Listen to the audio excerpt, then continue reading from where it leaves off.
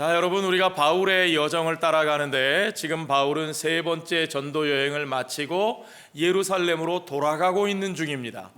예루살렘으로 서둘러 돌아가고 있는 바울의 여정을 오늘 1절, 2절, 3절에서 먼저 요약해 주는데요. 자, 바울이 그들과 작별했다 그랬어요. 그들이 누구죠? 에베소 교회 장로님들이요. 어디서요? 밀레도에서. 그렇죠? 밀레토스에서 터키 동부 해안 지역, 서부 해안 지역에 있던 밀레토스에서 에베소 교회의 장로님들과 작별하고 거기서 배를 타고 두로까지 가는 여정입니다. 고스를 지나서 로도에 이르러서 거기서부터 또 바다라까지 가서 베니게로 건너가는 배를 타고 갔다 그랬어요. 베니게는 페니키아, 그러니까 이제 팔레스타인 지역에 거의 다가간 겁니다. 그렇게 베니게로 가는 배를 타고 가다가 구브로, 키프로스죠, 사이프러스 섬을 옆에 왼쪽에 끼고 수리아로 가서 두로에 상륙했다. 두로는 두로와 시돈, 기억나시죠? 레바논 땅 두로와 시돈, 그 두로에 상륙했다, 그렇게 되어 있습니다. 자, 그 두로에 가니까 바울이 그곳에서 한 무리의 제자들을 만났고 그들과 함께 있다가 또다시 배를 타고 거기서 가이사랴까지 갔다가, 그렇죠? 돌레마이를 거쳐서 가이사랴까지 갔다가 거기서 빌립 집사님의 집에 들어갔다 하는 두 가지 여정이 나옵니다. 자, 이 소아시아에서 두로까지요, 두로에서 가이사랴까지, 오늘 두 가지 여정을 우리가 따라가 보게 되는데, 먼저 두로에 머물렀을 때 바울이 거기에 있는 제자들을 찾았다 그랬어요. 그 말은 무슨 말이냐면 그곳에 있는 예수 믿는 사람들, 원래 알던 사람들이에요, 아니에요? 몰라요. 원래 알지도 못하던 사람들인데 그냥 도착한 그곳에서 예수 믿는 사람들이 어디 있나 찾아가지고 만나서 그들과 함께 거하는 거예요. 자, 이것이 그리스도인들의 아름다운 모습입니다. 그리스도인들에게 가장 중요한 가치 중에 하나가 환대하는 거예요. 맞아들이는 거예요. hospitality. 누구든 우리가 그리스도 안에 있으면 형제라 그들을 맞아들이고 함께합니다. 함께하는 그들이 이제 성령의 감동으로 기도하는데 성령께서 그들에게 무슨 말씀을 들려주셨나 봐요. 이들이 하는 말이 뭐냐? 바울에게 예루살렘에 가시면 안 됩니다. 바울 사도님, 예루살렘에 가면 안 돼요. 큰일 납니다. 그런데 바울이 그 말을 들어요, 안 들어요? 듣지 않습니다. 고집이 센 것 같죠? 바울과 눈물로 작별합니다. 바울과 작별하는데 이분들이 아내와 아이들까지 다 데리고 나와서 바울이 배 타는 데까지 마중 나와서 거기서 무릎을 꿇고 기도하면서 함께 웁니다. 왜요? 성령께서 들려주신 얘기가 바울이 예루살렘에 가면 반드시 붙들려 고난을 당할 것이다. 그러니까 그들은 바울을 위해 목 놓아 울고 무릎을 꿇고 기도하는 거예요. 여러분, 이것이 그리스도인의 사랑입니다. 여러분, 처음 만난 사람을 그리스도인이라 복음을 전하는 자라 하는 이유만으로 같이 여러분 함께 일주일을 보내고 그들을 환대하고 배웅하면서 함께 기도하며 눈물을 흘리는 이런 모습이요, 이것이 저와 여러분 가운데, 우리 교회 가운데도 있어야 할 줄로 믿습니다. 자, 그렇게 바울이 배를 타고 다시 가이사랴로 가서 거기서는 전도자 빌립의 집에 들어갔다 그랬어요. 전도자 빌립이 누굽니까? 여러분 기억나세요? 전도자 빌립은요, 사도 빌립과 예수님의 제자인 빌립과 구별하기 위해서 전도자라는 말을 썼는데 이 사람은 진짜 전도를 열심히 했던 분이에요. 자, 예루살렘 교회의 7명의 집사 가운데 한 사람이었고, 이 사람의 이야기가 사도행전 8장에 나오는데 어떤 이야기로 나오죠? 에디오피아 여왕의 내시가 이사야서를 읽으면서 무슨 뜻인지도 모르며 읽고 있을 때 그에게 찾아가서 그 내용을 풀어주면서 예수님의 복음을 전했던 바로 그 전도자 빌립이죠.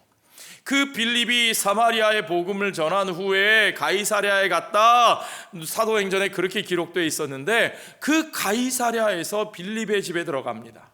그 집에 들어가니까 딸이 넷이나 있었어요. 그런데 이 딸들이 다 기도 열심히 하는 딸들이었던 것 같아요. 그들이 다 예언하는 사람들이었대요. 이 딸들만 해도 예언하는 사람들이고 기도 열심히 하는 사람들이었는데, 거기다가 유대 땅에서 선지자 한 사람이 와가지고는 이 선지자가 뭐라고 얘기를 하느냐 보세요. 자, 11절에 보니까 이 선지자가 어떤 행동을 합니다. 이게 아주 심볼릭한 액션이에요. 어떤 행동인지 보세요. 바울의 띠를 가져다가, 이 바울이 허리띠, 제가 하고 있는 이런 짧은 가죽 허리띠가 아니라 이 당시 사람들의 긴 도포자락 같은 옷을 이렇게 묶을 수 있는 이 천으로 된 길게 늘어뜨릴 수 있는 그런 띠를 말하는 거겠죠. 그 띠를 가져다가 자기 손발을 잡아 묶고 자기 스스로 묶인 거예요. 일종의 판토마임을 하듯이. 그리고는 말하는 겁니다. 성령이 말씀하시되 예루살렘에서 유대인들이 이같이 이 띠의 주인을 결박하여 묶어서 이방인 권세 잡은 자들의 손에 넘겨줄 것이다. 성령께서 그에게 들려주시고 보여주셨다는 겁니다. 여러분, 구약 성경에 보면 선지자들이 이와 같이 심볼릭 액션으로 무언가 메시지를 전하는 것들이 참 많아요. 에스겔 선지자는 예루살렘 성을 토판으로 만들어 놓고 흙판으로 만들어 놓고 거기다가 사다리로 에워싸고 흙을 덮어서 에워싸고, 그래서 예루살렘이 그렇게 망할 것이라는 걸 보여주기도 했어요. 이사야 선지자는 주의 말씀을 전하기 위해서 그들이 어떻게 끌려가게 될지, 포로가 될지를 가르치기 위해서 뻘거벗고 걸어다니면서 지내기도 했어요. 선지자들이 상징적인 행동으로 하나님이 말씀하신 것을 그들에게 보여주는 거죠. 자, 여기 나온 이 유대로부터 온 선지자 아가보라고 하는 사람도 그렇게 상징적인 행동으로 성령의 말씀을 전하고 있는 겁니다. 그런데 문제는 바울이 이 이야기를 받아들여요, 안 받아들여요? 받아들이지 않습니다.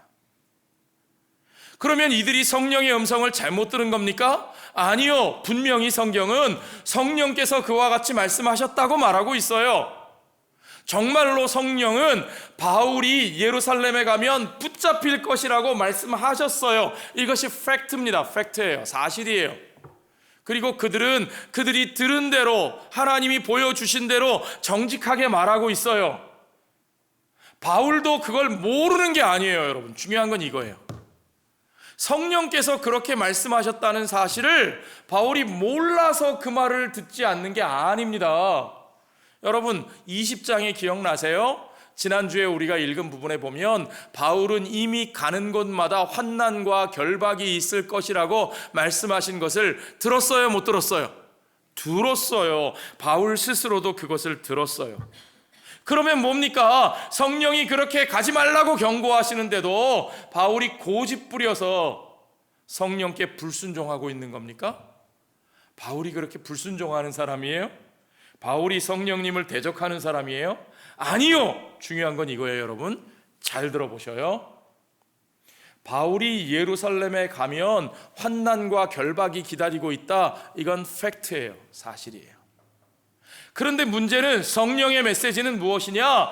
환난과 결박이 기다리고 있으니까, 가면 어려운 일이 생길 거니까, 그러니까 가지 마라 라고 말씀하시는 거냐? 어떻게 생각하세요? 그런 말씀이 있어요, 없어요? 없어요. 중요한 건 그런 말씀이 없어요. 가면 어떤 일이 생길 것이다 라는 것은 두로에 있는 제자들이나 가이사랴에서 만난 선지자나 바울 자신이나 다 똑같이 알아요. 모르지 않아요. 그러나 그것이 성령의 뜻인가? 성령의 뜻이 과연 무엇인가? 가면 그런 일이 있을 것이다, 고난이 기다리고 있다라는 것은 성령이 가르쳐 주시는 것인데, 그러니까 우리가 거기에 가야 되느냐 말아야 되느냐 하는 것은 성령께서 말씀하신 게 아니고 사람들의 판단이었어요. 그 뜻을 들은, 그 말씀을 들은 두로의 제자들은 바울이 가면 안 된다라고 판단을 했다는 거예요. 바울이 결박되는 것을 본 유대의 선지자는 바울이 가면 안 된다라고 판단한 거예요. 누가 판단했어요? 성령님이 말씀하셨어요? 아니요. 사람들이 판단한 거예요. 가면 문제가 생기니까, 어려운 일을 당하니까, 나에게 손해가 되니까, 그러니까 가지 말아야 된다라고 사람이 판단한 거예요. 그러나 바울은 똑같은 메시지를 듣고 똑같은 것을 바라보면서도 그는 그렇게 판단하지 않았어요. 자, 오늘 본문의 13절에 보세요. 바울이 대답하되 여러분이 어찌하여 울어 내 마음을 상하게 하느냐? 나는 주 예수의 이름을 위하여 결박당할 뿐 아니라 예루살렘에서 죽을 것도 각오하였노라. 결박당할 뿐만 아니라 무엇도 각오했다고요? 죽을 것까지 각오했노라. 바울도 알아요. 가면 좋은 일 안 생길 거라는 사실을, 가면 어려워질 거라는 사실을, 가면 괴로워진다는 사실을 알아요. 그러나 그 정도가 아니라 나는 가서 죽을지라도 거기 가야 한다는 거예요. 여러분, 중요한 것은 우리 앞에 어떤 일이 벌어질 것인가를 아느냐 모르느냐가 중요한 것이 아니라, 그것을 내가 어떤 가치와 어떤 기준으로 어떤 목적으로 받아들이고 바라보고 판단하느냐가 중요한 거예요. 무슨 말인지 아시겠습니까, 여러분? 자, 현대의 중요한 철학자 중에 한스 게오르그 가다머라는 사람이 있습니다. 이 가다머라는 사람이 쓴 Truth and Method, 진리와 방법이라는 책에 이런 표현이 있어요. 이 영어가 편하신 분들은 영어로 된 그 스테이트먼트를 읽어보시고요, 제가 번역한 표현을 제가 읽어드릴게요. 바보와 지혜로운 사람의 차이는 그가 배운 것과 아는 것으로, 무엇을 배웠나, 무엇을 아는가, 얼마나 많이 아는가, 그런 걸로 결정되는 게 아니고, 그 얘기예요. 그런 걸로 결정되는 게 아니고, 그가 배운 것과 아는 것을 올바로 분별하고 적용할 수 있는 판단력, 바꾸어 말하면 그가 미리 가지고 있는 어떤 가치관, 올바른 가치관, 판단의 능력, 그것이 있느냐 없느냐의 문제다, 이 얘기예요. 다시 한번요. 어떤 사람이 바보냐 지혜로운 사람이냐의 그 차이는 무엇을 아느냐 모르느냐, 앞으로 예루살렘에 가서 어떤 일이 벌어질 것인가를 아느냐 모르느냐로 결정되는 게 아니고, 자기가 아는 것, 자기가 배운 것, 자기가 들은 것에 대해서 그것을 올바른 패러다임으로 분류하고 올바른 삶의 기준으로 적용할 수 있는 올바른 자기의 어떤, 자기가 이미 가지고 있는 어떤 기준, 어떤 판단력, 이 가다머라는 사람은 선판단이라는 말을 쓰는데, formal judgment, 그것이 있어야 된다는 거예요. 저는 그것을 가치관이라고 표현할 수도 있다고 생각하고, 그것을 우리의 믿음이라고 저는 볼 수 있다고 생각해요. 자, 중요한 말은 이겁니다. 여러분, 기도하시죠? 우리의 삶을 놓고 기도합니다. 때로 우리의 삶을 놓고 기도하면서, 하나님, 내가 어떻게 하면 좋을까요? 하나님, 앞으로 어떤 일이 벌어질까요? 좀 알려주세요. 가르쳐주세요. 우리가 그렇게 기도합니다. 예, 그렇게 기도할 수 있어요. 문제는, 중요한 건 뭐냐면, 하나님이 그럼 앞으로 어떻게 될지, 어떤 일이 일어날지를 보여주시면 그걸로 끝나는 거냐? 그게 다냐? 그걸로 다 된 거냐? 그게 아니라는 거예요, 여러분. 어떤 사람들에게 이것을 보여주고 이런 사람에게 저것을 보여주는데, 똑같은 것을 보았는데도 그들이 다른 판단을 한다는 거예요. 문제는 왜 그런 일이 벌어질까요? 자, 바울이 예루살렘에 가면 어떤 일이 벌어질 것이다. 두로에 있는 제자들이나 가이사랴에 있었던 사람들이나 바울의 일행들까지도 사실은 똑같이 그들은 가면 안 된다, 가면 안 된다 하는 사인으로 봤어요. 왜요? 가면 바울이 붙잡힐 게 분명하니까요. 그러니까 그들이 가진 선판단은 뭐냐 하면, 붙잡히면 안 된다는 거예요, 바울이. 그죠? 우리가 어떤 목적을 가지고 갔으면 우리가 목적한 대로 잘 돼야지, 그것을 이루기도 전에 우리가 붙잡히고 환난을 당하고 우리가 두들겨 맞고 그러면 안 된다는 거예요. 그러니까 그런 일은 하지 말아야 된다는 거예요. 바울에게 있어서 중요한 건 뭐예요? 바울도 똑같은 말씀을 들었어요. 똑같은 것을 보았어요. 그러나 바울에게 있어서 중요한 건 그가 어떻게 되느냐 하는 것이 중요한 것이 아니라 그 일을 진짜 해야 하는 가치와 목적이 무엇이냐 하는 거예요. 그것을 따라서 하나님이 무엇을 원하시느냐를 분별하는 거죠.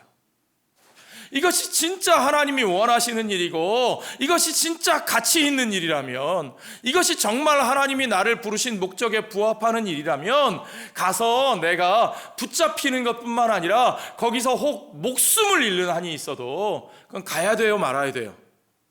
가야 되는 거죠. 예.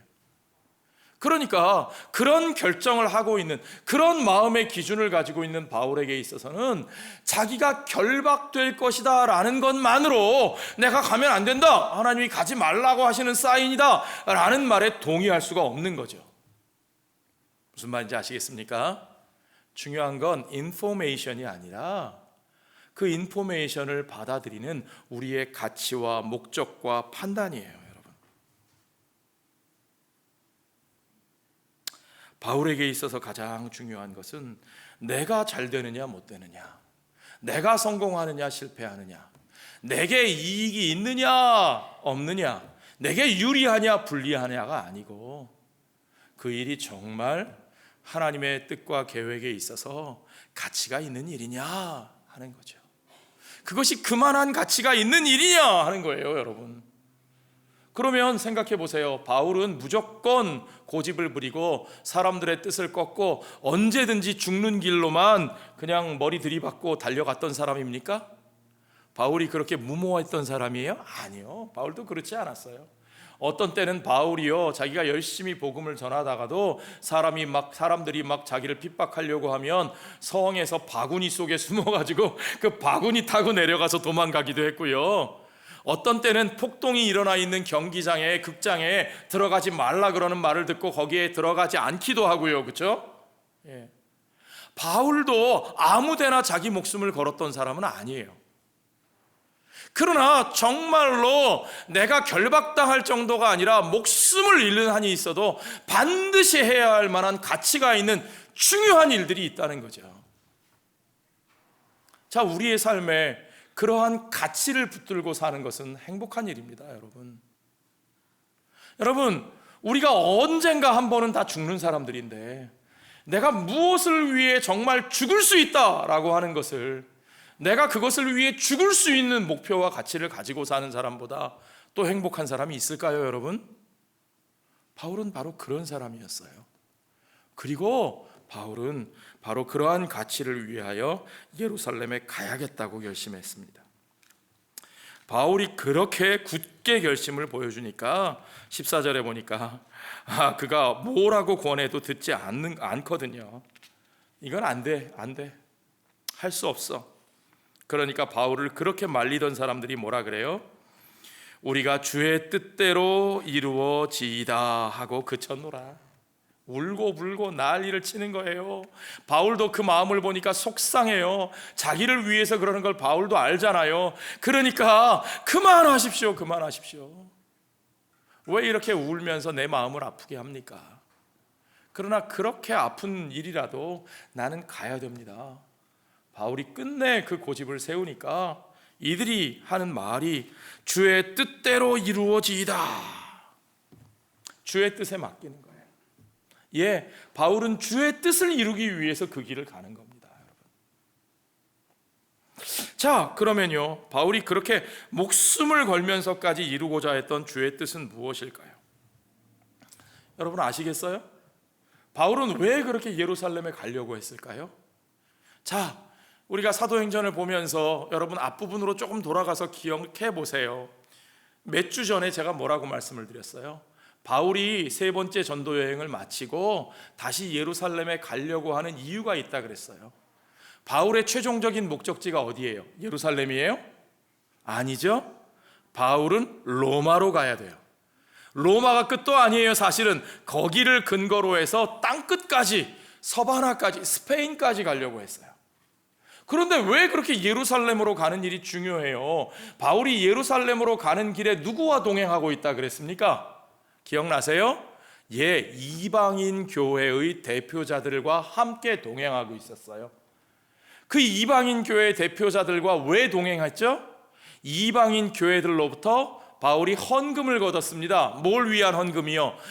예루살렘 교회의 가난한 성도들을 돕기 위한, 기근을 당한 예루살렘 교회 성도들을 돕기 위한 구제 헌금을 걷어가지고 그 헌금을 바울 혼자 들고 가는 게 아니라 이방인 교회의 대표자들과 함께 들고 예루살렘의 유대인 성도들을 만나러 가는 중이에요. 바울은 이 일이 목숨을 잃더라도 해야 되는 일이라고 생각했어요. 왜 그 일이 그렇게 목숨을 잃어도 해야 되는 일입니까? 여러분, 바울에게 있어서는 그것이야말로 하나님 나라의 복음을 바로 선포하는 일이고 그 복음의 가치를 열매 맺는 너무 중요한 일이기 때문에 그래요. 그 중요한 일이 뭐냐? 유대인과 이방인이 그리스도 안에서 하나 되었음을 확인하고 선포하는 거죠. 아멘. 이게 중요해요.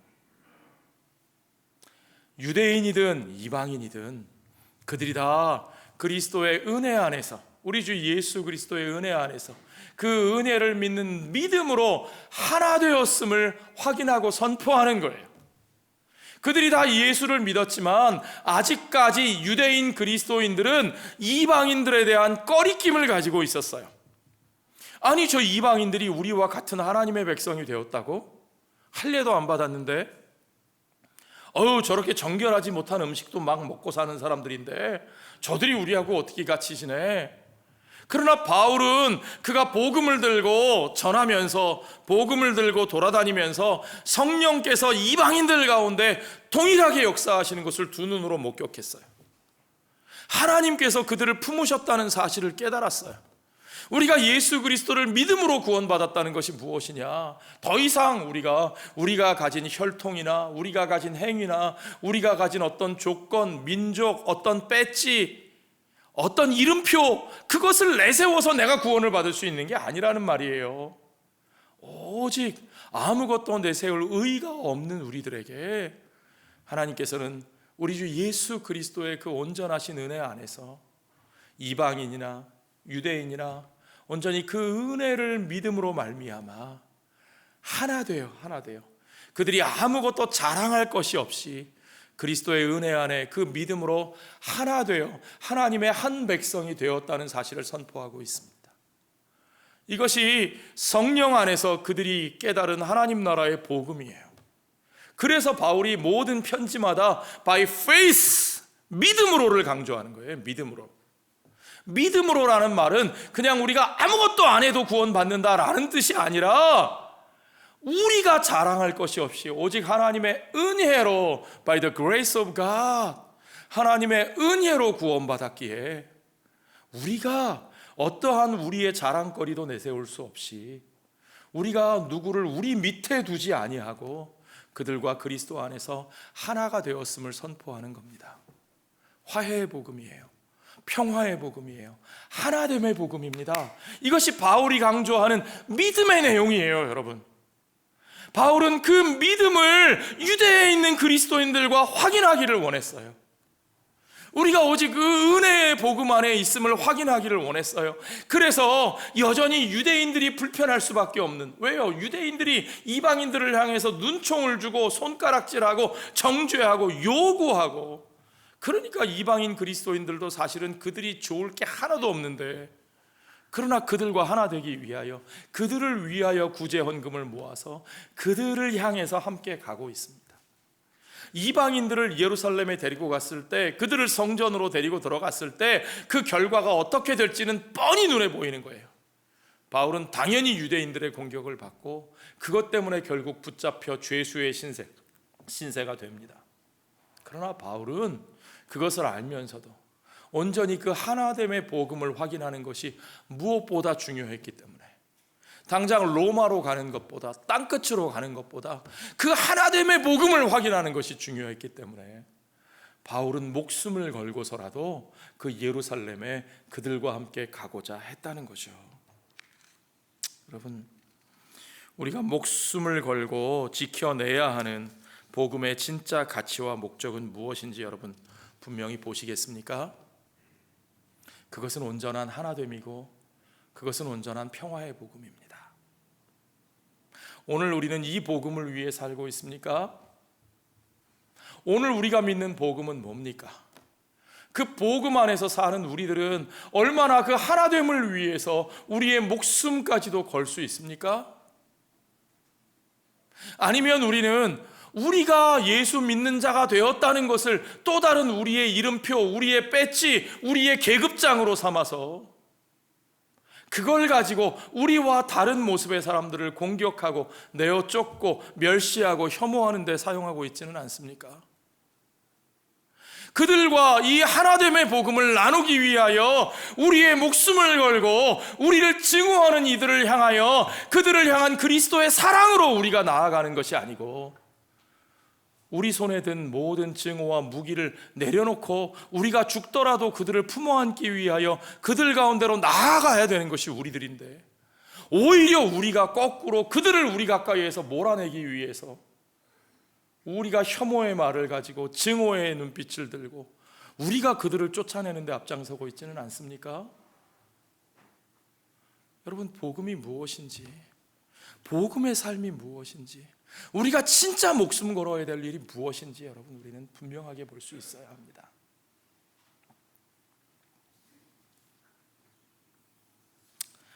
바울은 그 가치와 목적을 위하여 주의 뜻을 이루기 위하여 기꺼이 자기의 목숨을 내어놓고 그 길을 갑니다.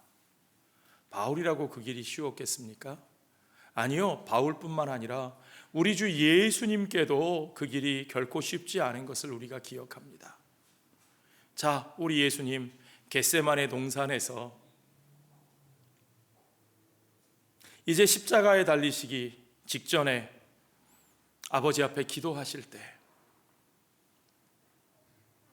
할 수 있거든 이 잔을 내게서 옮겨주시옵소서. 그가 기도할 때 얼마나 고통스러우셨는지 그의 땀이 피가 되도록 기도하신 것을 우리가 기억합니다. 자, 우리에게 그러한 씨름이 있습니까? 우리에게 그러한 몸부림이 있습니까?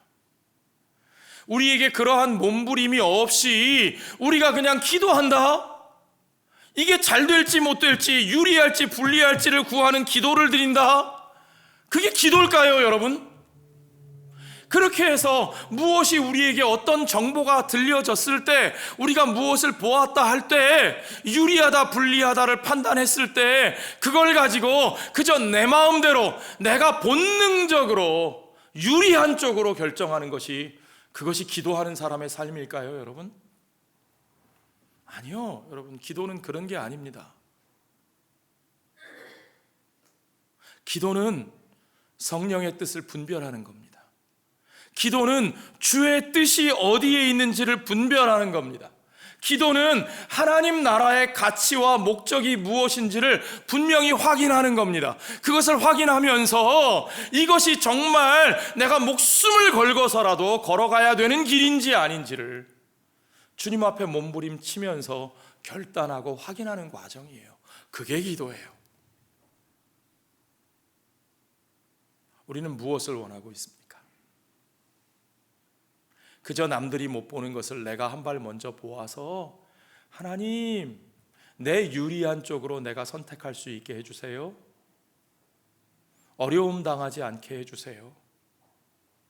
아니요, 아니요. 우리의 기도는 거기에 머무르면 안 됩니다.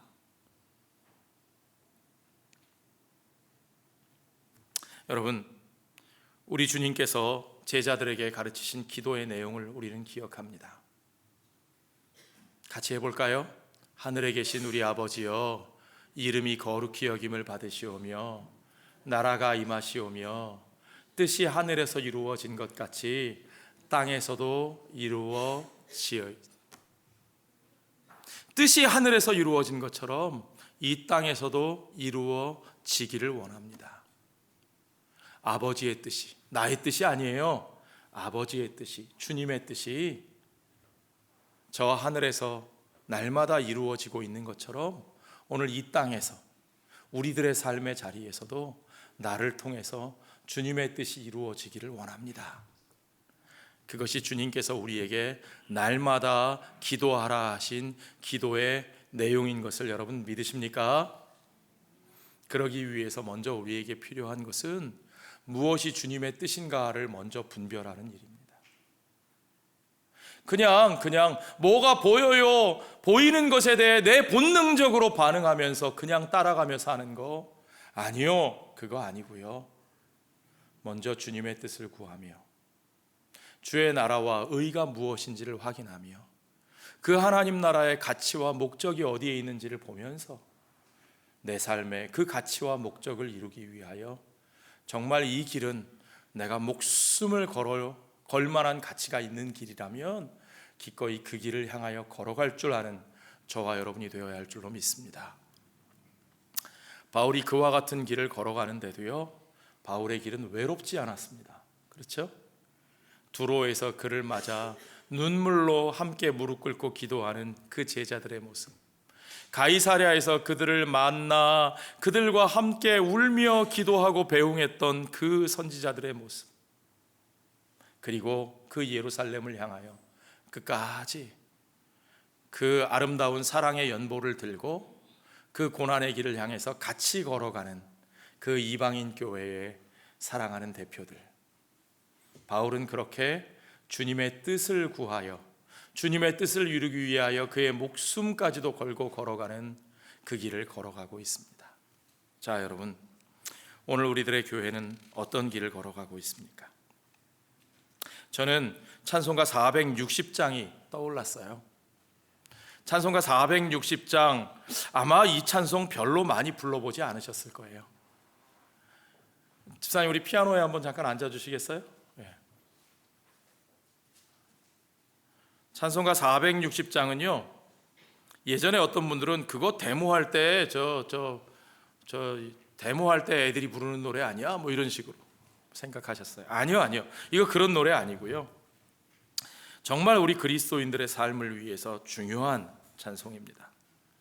뜻없이 무릎 꿇는 그 복종 아니요, 운명에 맡겨 사는 그 생활 아니라 우리의 믿음이 치솟아 독수리 날듯이 주 뜻이 이루어지이다 외치며 사나니, 약한 자 힘주시고 강한 자 바르게 추한 자 정케함이 주님의 뜻이라. 해 아래 압박 있는 곳 주 거기 계셔서 그 팔로 막아주시어 정의가 사나니. 자, 여러분, 무엇이 기도입니까? 무엇이 주님께 순종하는 삶입니까? 그냥 날마다 점치듯이 뭐가 일어날까, 어떻게 될까, 그거 보면서 거기에 따라 내 유리한 길을 찾아가는 거, 그저 뜻없이 생각 없이 남들 사는 것처럼 사는 거, 그거 기도 아니고 복종 아닙니다. 그저 남들이 다 걸어가는 그 길 따라 그저 나도 잘 먹고 잘 살기 위해서 그렇게 운명에 따라 살아가는 거, 그거 우리 그리스도인들의 삶이 아닙니다. 우리의 믿음은 오직 주님의 뜻이 이루어지기를 외치며 주님의 뜻을 위하여 우리의 움츠려져 있던 어깨를 펴고 독수리가 날개치며 올라가듯이 주님의 뜻을 향하여 담대하게 나아갈 수 있어야 합니다. 그렇다면 도대체 주님의 뜻은 뭡니까, 여러분? 이게 중요하죠. 주님의 뜻은 뭡니까? 주님의 뜻은 우리가 세지고 우리가 높아지고 우리가 큰 소리 치는 게 주님의 뜻입니까? 아니요. 주님의 뜻은 약한 자에게 힘을 주시고 강한 자를 바르게 세워 진정으로 온전히 하나님의 나라의 의와 정의와 사랑이 이루어지는 나라. 그래서 고아와 과부와 나그네를 돌보고 그 땅의 삶의 터전을 잃은 자들이 그 삶의 기회를 회복하는 희년이 선포되는 나라.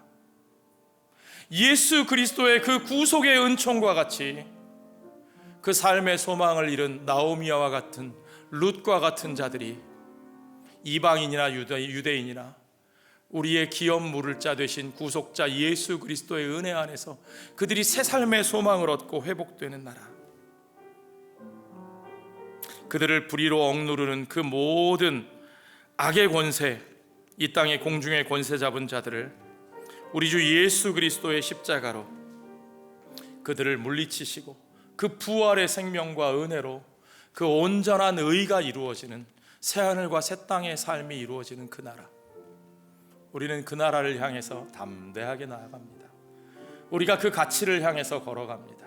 그 평화의 복음을 위해서, 그 화해를 실천하기 위해서 나아가고 그 공의를 이루는 삶을 위해서 살아갑니다. 자, 여러분, 우리의 마음에 이 가치를 위해서라면, 기꺼이 주님의 뜻을 이루기 위해서라면 내 유리함과 불리함을 떠나, 나의 이득과 손해를 떠나 그 길을 걸어갈 수 있는 저와 여러분 되시기를 주의 이름으로 축원합니다. 기도하겠습니다.